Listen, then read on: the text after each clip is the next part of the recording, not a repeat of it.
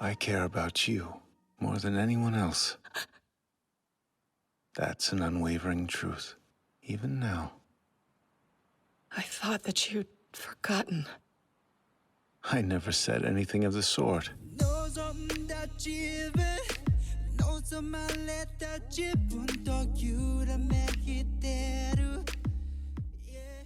Greetings once again, my friends, and welcome back to Geek News Anime Night, where we're talking even more about Season 3 of Fruits Basket, or aka Fruits Basket, the final. I am your host, Adam Mickelson, aka Drac. I hope everybody's having an awesome day when you're listening to this. And joining me, as usual, is my lovely wife, Andrea. Andrea, how are you? I'm fine. Is it warm enough yet? Why do you keep asking that? Because people will want to know. Is it warm enough yet? Well, it's warm as it can be for everybody. All right. Even though we had a freak snowstorm on Friday, that was weird, wasn't it? I don't remember. You didn't see that? Oh yeah, I actually had to take sorry, side tangent, but I had to pick up one of our daughters, and it was snowing on a sunny day in May. Are you sure? No, it was. I literally did the whole what? And I even brought our youngest out, and she's just like, this isn't supposed to do that. So anyway, but we're here to talk Fruits Basket, and we have, with this episode not included, two left. The final two of Fruits Basket, the series. Are you getting excited for what's about to happen? Yep. All right. So let's see. We are here to talk about episode 11, A New Beginning. So this one is, yes, the title is accurate, but it also goes in a direction that I really didn't think we were ever going to see with it. But let's get into that first. As you found out in our last episode, Akito apparently has the kill switch for the curse. We didn't know she did, but she knew she did. I will continue to call that a plot problem, but that's me. But she has decided to break the curse and allow for everybody to live their lives. And when we left our humble heroes here, geez, I almost forgot his name. Kyo the cat. Kyo was going to go pick up Toru from the hospital because she was getting discharged that day.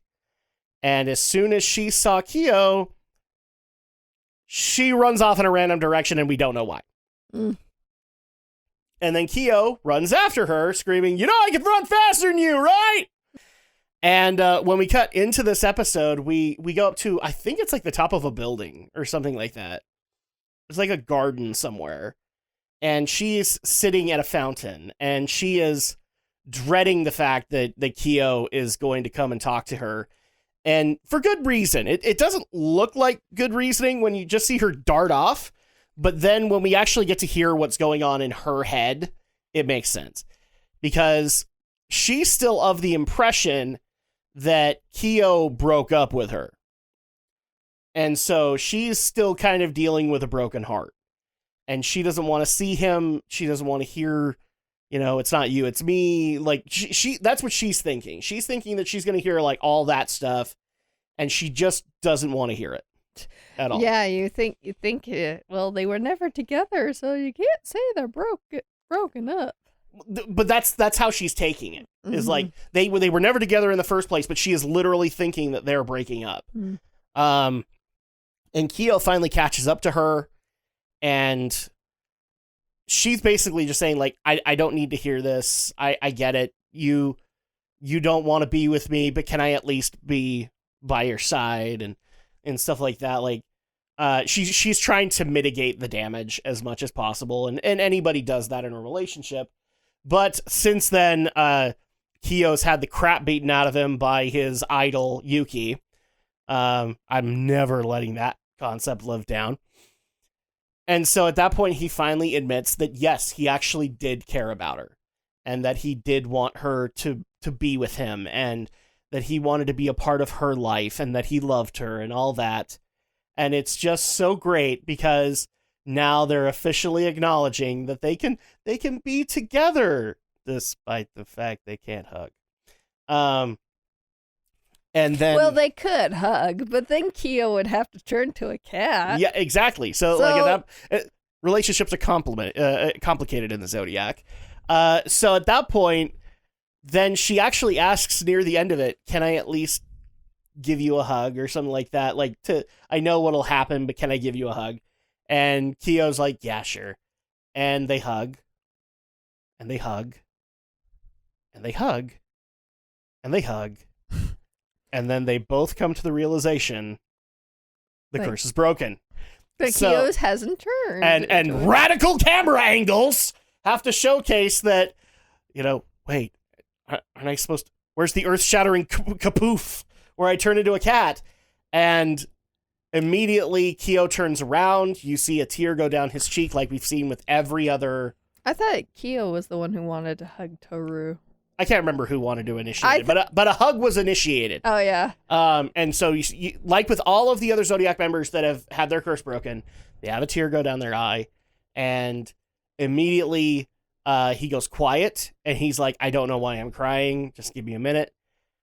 And then when it dawns on him, he immediately takes the rosary that is around his wrist and breaks it, and immediately nothing happens.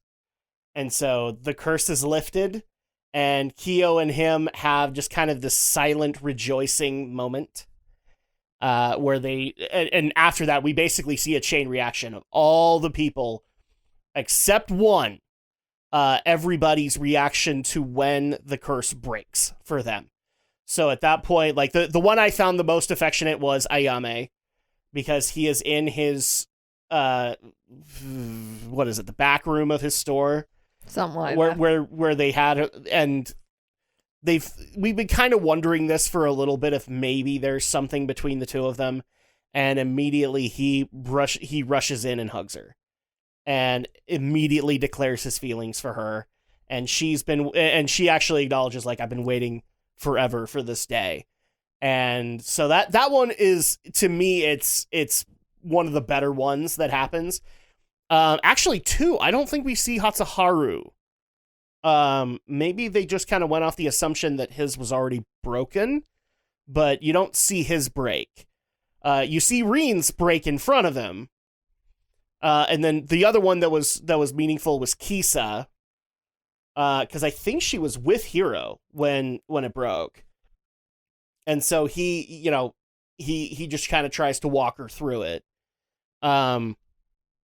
I'm trying to think of the other ones. Ritsu, did we see Ritsu's curse break? We might not have seen Ritsu's or Kagura's. It's like you just haven't seen them very much. Yeah, like a lot of the characters that haven't been showing up, I don't think we got those. They get a touch on in later episodes, but I don't think, I might be wrong. We might not have seen everybody's curse break, but well, the point is, the ones that were meaningful, you see the same trait. The tear going down the eye, and then they immediately take some kind of action. So sorry, go ahead. But the point is, everyone's curse breaks. Mm-hmm. I also did like how Shigere's was handled, where he was like, because I guess he was like looking off in the distance, and you see the tear go down his cheek, and he's like, "Oh, so that's what that feels like." Because the only reason I like it is because that, like, Shigere, as soon as Kurono told him, like, he was probably just sitting there and stewing and going, what does it feel like when the curse breaks and all that? And what's cool is that in later, like, because spoiler, we've already seen the other two episodes, so we'll get into those another day, but we actually get an explanation of what happens during all of that, because you'll notice that there's a name I'm not bringing up. And it's because his gets a little bit more of a focus. So I'm going to keep that the way it is. Mm-hmm. And I can't remember what exactly spurs this on, but Yuki is, like, I want to say he's, like, pontificating in the house and trying to figure out where his life is going. And then he gets a call from Machi. And I guess Machi wanted to go meet him somewhere. And he is just like, safe to say 0 to 100 in like 3 seconds. he is just like darting down the stairs and running off, and everybody's like, what's with him? And he is rushing to go meet her, and he's like, don't stay there. I want to see you. Don't leave. Mm-hmm. It's a very awkward thing, but you know what? Considering how his life has gone, I would expect a little bit of awkward, wouldn't you? Well, yeah, because I'm pretty sure it's like... Well, and also, like, the way that him and Machi interact, it's in itself awkward and kind of innocent and really cute. Mhm. Let's be honest about that.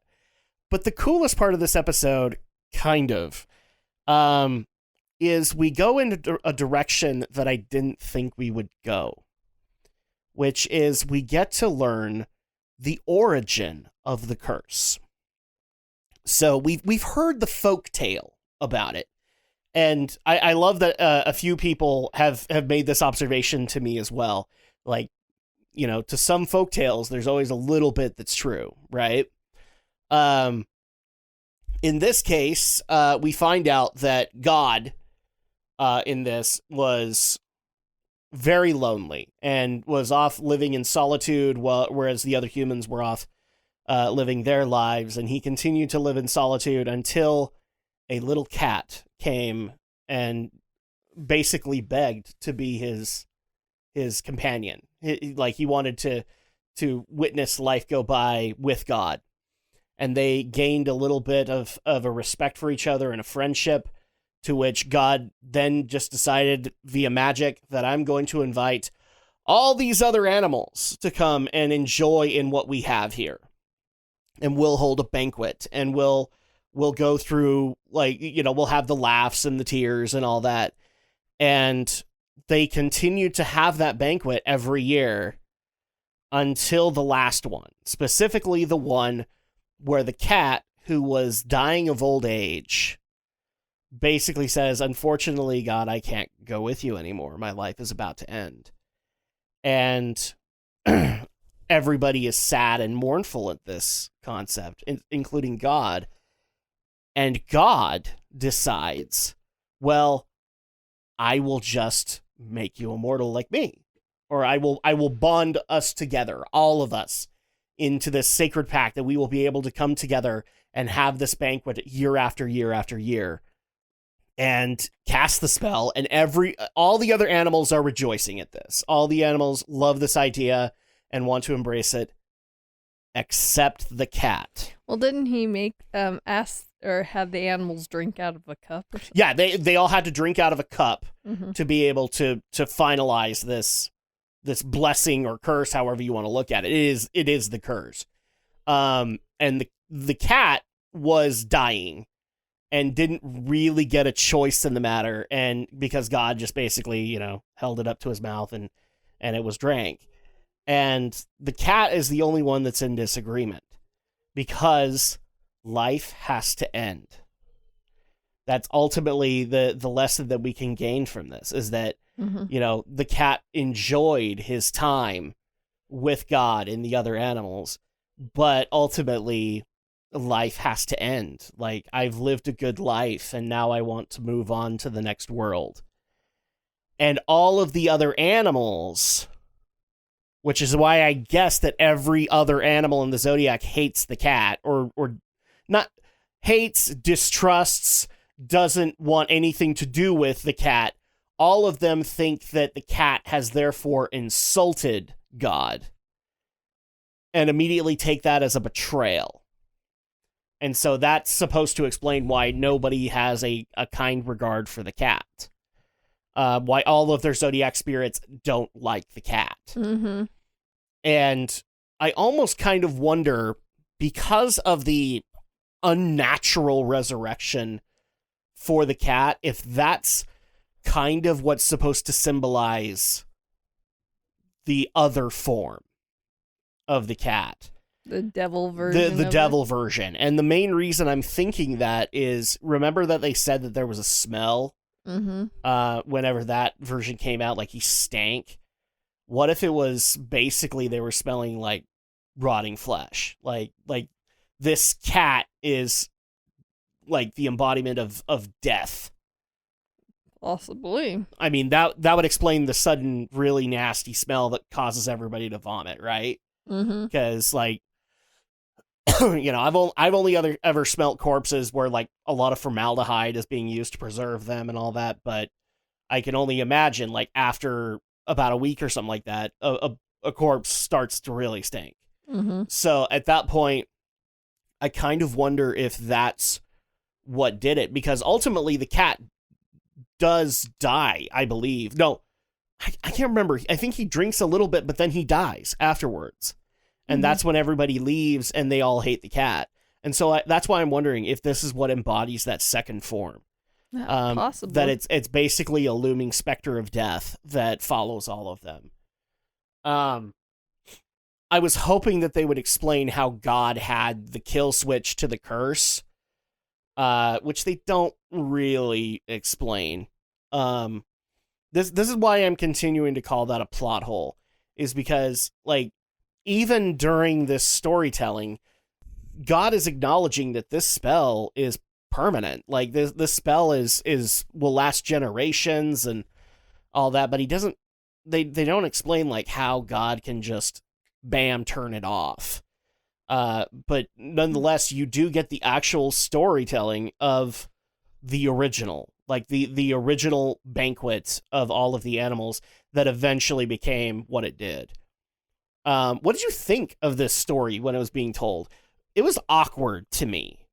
I don't see it as any more awkward than the other folktale. Well, are you seeing it awkward the same way I am? Which is, like, there's not enough information being presented that I feel that this is essential to the story.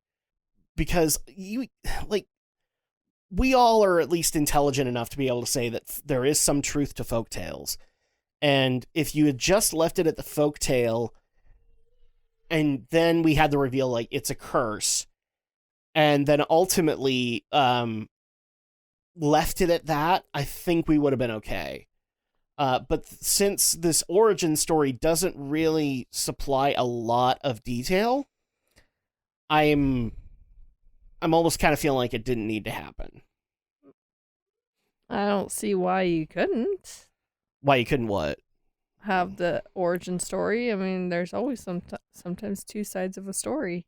Sure, and I get that, but, like, when it like, if you're going to introduce something like that, then you need it to have, like, relevance to the plot.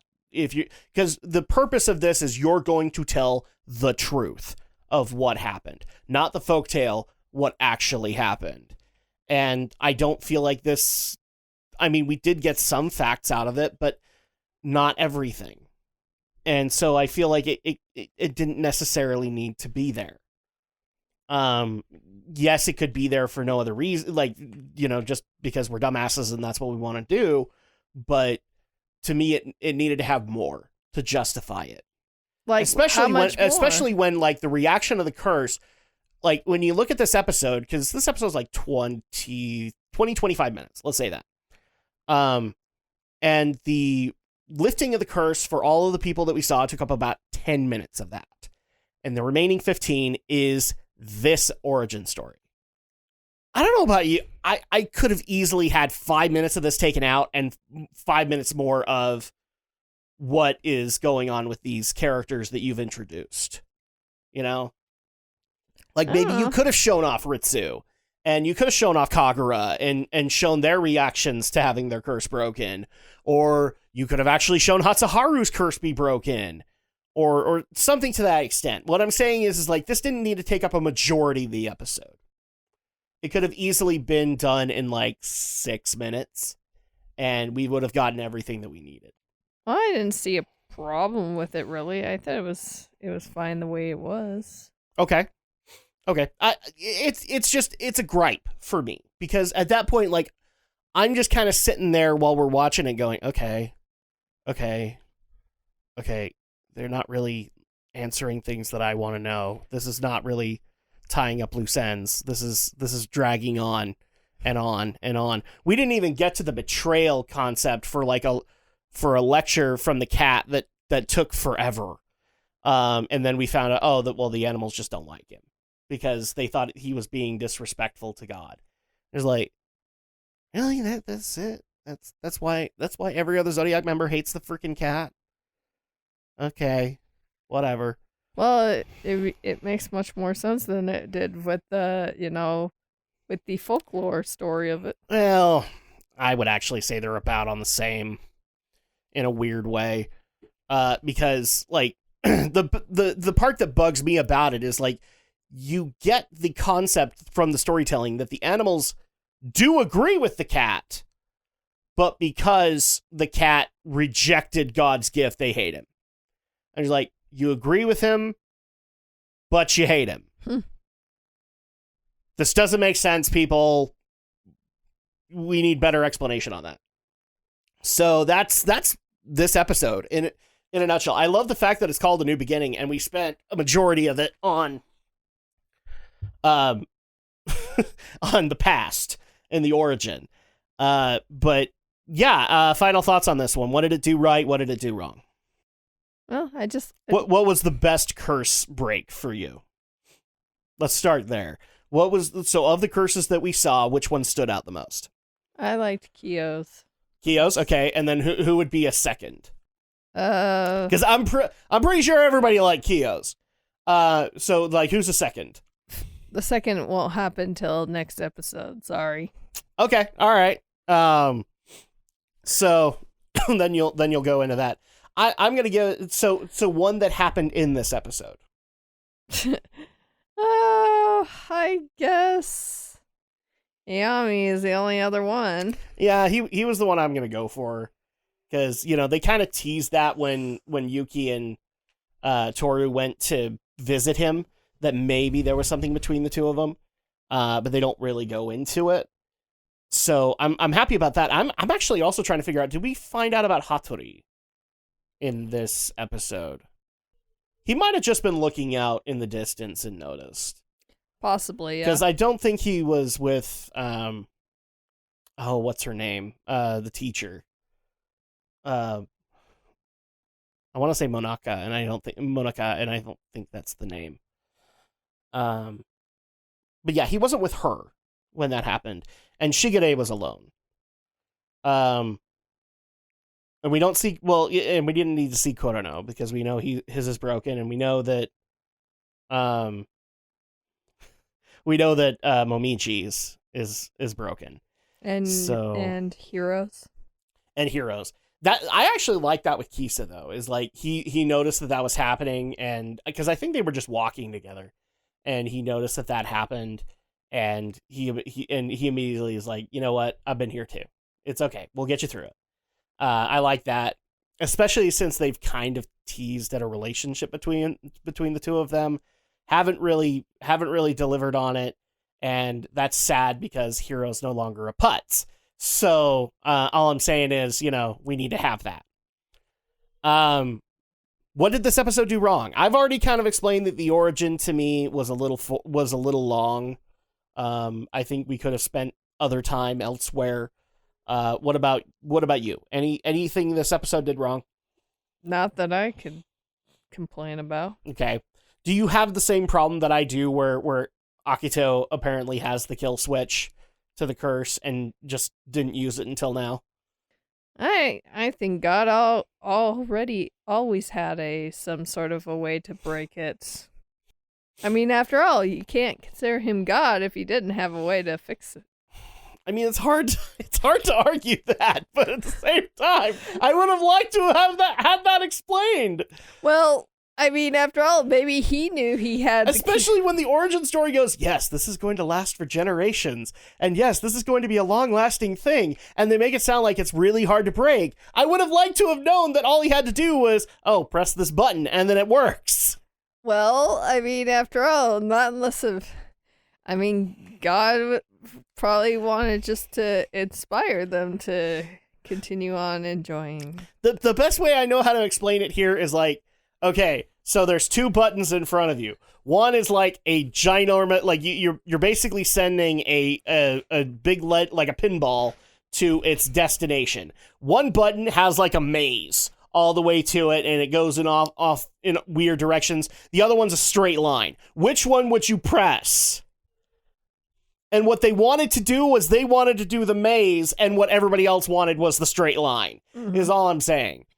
And that's the problem that I have with the execution here. So, okay. So I'll deal with that. Out of 5, what would you give A New Beginning? That was not me. That was Andrea. 3.5, I guess. Okay. I'm gonna go with a 3. Just because, again, I think the origin, while good, was a little long and didn't really explain a lot of what I wanted to know. So, Well, what did you want to know? I wanted to know how the kill switch worked. Oh my God. I wanted a better explanation for why the other animals hate the cat, other than he was a preachy prick that we kind of agreed with, but at the same time didn't agree with, and thought he was being disrespectful. Okay. Except the cat just wanted to die. It's not unexpected. Like, we even as older individuals, we all kind of go, it's our time to go. And that can be a beautiful thing. It can be kind of a weird thing too, but it can be a beautiful thing. And that's what they were trying to do with it. And everybody else looks at it as disrespectful. And God's just like, why would you do this? And that's my problem.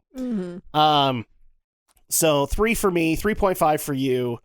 And that's going to do it for this episode. So when we come back next episode, because the next 2 are basically Aftermath, are basically, this is what is going to happen now that the curse is broken, and now we can go and live our lives. Although some truths will be revealed in the next episode that are going to be very interesting. But that's going to go ahead and do it for us, and you guys are going to have to wait another week or so. I'm hoping to have this out in a week. Thank you guys so much for continuing to show your support for the podcast. We really do appreciate it. Thank you for continuing to show your support for the RSS feed, which is where all of this is, by going to Apple Podcasts, Google Podcasts, Amazon Podcasts, Spotify, and Player.fm to be able to show your support, like, review, all that stuff. We appreciate it. Also, for those who show support on Rumble and YouTube, we really do appreciate that as well. Continue to show that support so that those channels can continue to grow and be able to get a little bit more recognition out of it through you guys liking, commenting, subscribing, and all that stuff. So make sure to be able to do that, because we literally can't do this without you guys. So, and next time we will be dealing with the second to last episode of Fruits Basket, the final. So we'll see you guys then.